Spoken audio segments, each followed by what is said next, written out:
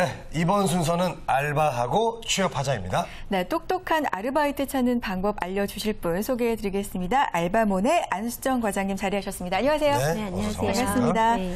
자, 오랜만에 뵙는 것 같은데 오늘도 좋은 소식 좀 부탁드릴게요. 네, 그렇게 하겠습니다. 네. 네. 오늘은 어떤 소식 준비하셨어요? 어제 정말 날씨가 너무 더웠죠. 그렇죠. 그래서 이제 벌써 여름이 오나라는 생각이 들었었는데요. 사실 아직 봄도 다 만끽하지 못한 것 같은데 여름이 오는 것 같아라고 생각하게 될 즈음에 이미 이제 여름 시즌 알바들이 시작이 되기 시작하거든요. 그래서 그렇죠. 혹시 두 분은 어떤 계절을 준비하는 데 있어서 여름이나 겨울을 가장 먼저 준비하고 있는 시즌 알바가 뭔지 알고 계세요? 시즌 알바요? 네. 시즌 알바면 여름, 겨울이면 놀이동산 관련된 거 아닐까요? 저도 이런 겨울은 뭐 약간, 스키장, 그렇죠. 여름에는 물놀이장. 휴양지 아닌가? 이런 게 떠오르는데요. 가장 어딜까요? 먼저 이제 노는 곳들을 막 이렇게 떠오르게 맞아요. 되시잖아요. 네. 근데 사실은 가장 먼저 움직이는 그룹이 공무원 그룹이라고 생각이 됩니다. 그래서 네. 보시면 관공서 아르바이트가 가장 먼저 그래요? 방학을 준비하게 되는데요. 서울시만 하더라도 지금 지난 19일에 이미 여름방학 대학생 프로그램을 모집을 하고 나섰습니다. 그래서 제가 처음 알바몬을 입사를 했던 게 2005년인데요. 네. 그 다음에 2006년 여름방학에 관공서 알바 모집 시기가 한 6월 10일 전후 이렇게 됐었거든요. 그런데 어느새 그것이 5월 중순으로 이렇게 옮겨왔습니다. 그래서 굉장히 여름방학 관공서 알바 모집 시기가 빨라졌다는 점들 유의를 하시고 아마 이번 주에서 늦지막히 모집을 한다고 해도 6월 초중순이면 이미 모집이 다 마감이 될 거기 때문에 아르바이트생 여러분들께서 혹시 관심이 있으시다면 지금 서둘러서 관련 정보를 알아보셔야 될 것 같습니다. 네. 네. 자, 대학생들 사이에서 관공서 아르바이트 정말 경쟁률 높고 인기가 많다고 알고 있거든요. 제가 학교 다닐 때도 사실 그랬던 것 같아요. 관공서가 또 시원해요? 그렇죠. 그러니까요. 이유가 뭐가 있을까요? 전 같지는 않다라는 말들이 있지만 네. 여전히 경쟁률이 높은 건 사실이고요. 지난해 중랑구청을 기준으로 해서 생각을 해보시면 경쟁률이 무려 28대 1에 달합니다. 그래서 항상 방학 시즌에 가장 선호하는 아르바이트가 되겠는데요.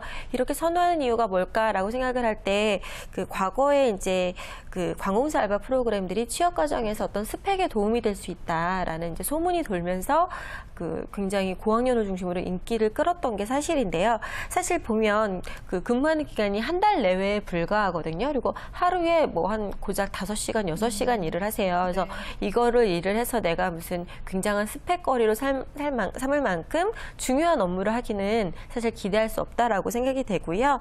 보다 현실적으로는 공무원 세계를 미리 체험할 수 있다 정도가 될 수 있을 것 같은데 사실은 어떤 근무 여건에 대한 매력이 가장 크게 작용한 게 아닌가라고 생각이 됩니다. 그래서 가장 정확한 출퇴근 시간을 연장근무 없이 지킬 수 있는 곳이 관공서 알바이고요.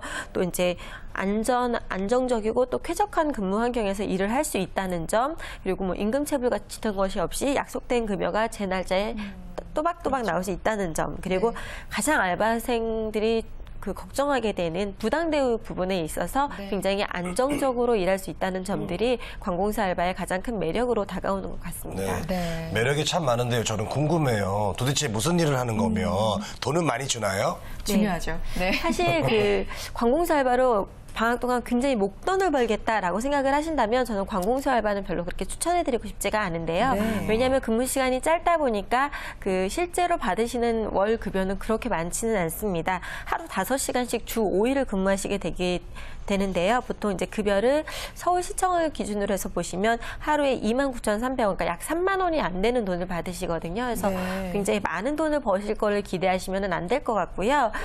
보통 이제 어떤 일을 하시냐고 물어보시면 그냥 관공서에서 커피나 타고 서류 심부름이나 하지 않겠어? 라고 생각을 하시게 되는데 최근에는 어떤 사무 보조 정도에서 그치지 않고 현장 근무에서 좀 직접적으로 투입돼서 굉장히 많은 일을 할 수 있도록 변경이 되고 있습니다. 가령 제가 서울시를 기준으로 해서 말씀을 드려볼게요. 네. 서울시청에서 근무하시게 되는 게 자료 편집, 업무 보조, 자료 전산 입력 이런 업무들을 하시게 되고요. 시민청의 어떤 프로그램을 지원하는 업무들도 담당을 하시게 됩니다.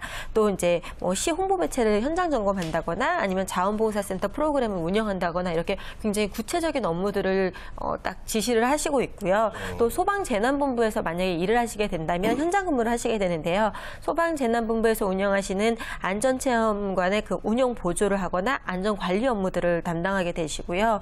보건환경연구원이 있습니다. 여기에서는 또 이제 자료 정리랑 더불어서 실험실 정리나 뭐 검사 업무 지원을 하게 되고요. 서울대공원에서도 일하실 수 있거든요. 이러면 좀 업무가 더 재미있어져요. 이럴 때는 네. 동물사를 관리한다거나 뭐 사육 업무를 보조한다거나 이런 일도 하실 수가 있고요.